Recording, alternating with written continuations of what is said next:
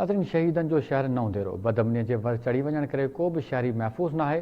शहरनि जो चवणु आहे त पुलिस चोरन ऐं ॾोहारियुनि खे गिरफ़्तार नथी करे।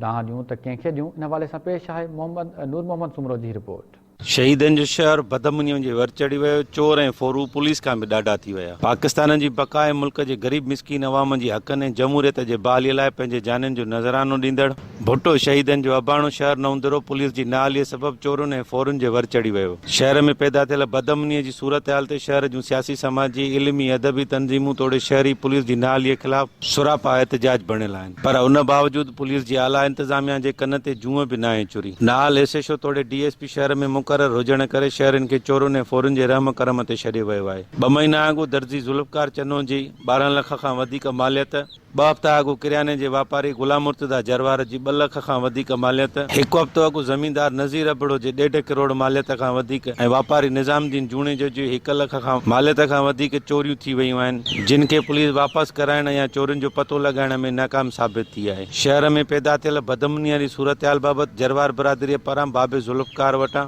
रतोदेरो नऊं रोड खे ब्लाक करे एहतजाजी धरणो हणी रोड ब्लाक कयो वियो, जिते टाइम न्यूज़ सां ॻाल्हाईंदे मुज़ाहिरीन जो चवणु हो त IG Sindh CM Sindh madam Faryal Talpur Bilawal Bhutto Zardari खे अपील आहे त असांजी जेका नौदरे में जेका بدامنيء आहे इनखे जेको आहे इनखे मुंझो ॾिनो वञे, SSP खां सख़्तु पुछाणो कयो वञे त आख़िर जेको आहे शहीदनि जे शहर नौदरे में एॾो ज़ुल्म छो आहे। SSP लाड़काणो ऐं DIG लाड़काणा खां इहो मुतालबा था कयूं त असांजी हफ़्तो ॾेढ अॻ में किराने जे दुकान मां चोरी करे खाट हणी 1.5-2 लखनि जो सामान खणी विया आहिनि।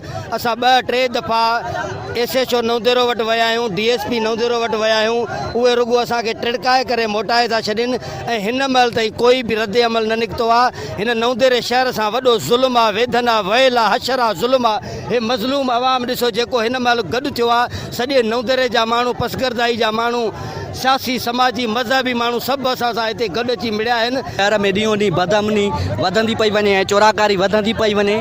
शहर में ॾींहों ॾींहुं ग़रीबनि सां ज़ुल्म थींदो पियो वञे ऐं पोइ बि उन्हनि ज़ुल्म हूंदे बावजूद बि पुलिस तमाशाई बणियल आहे। उन्हनि ते न FIR आहे, न का उन्हनि ते NC आहे, न उन्हनि खे पकड़े थी। पुलिस जो अमल तव्हां साम्हूं आहे।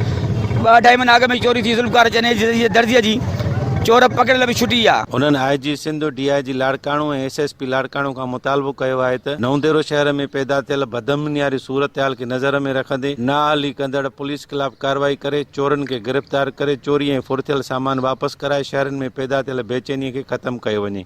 नूर मोहम्मद सुमरो, टाइम न्यूज़, नऊं।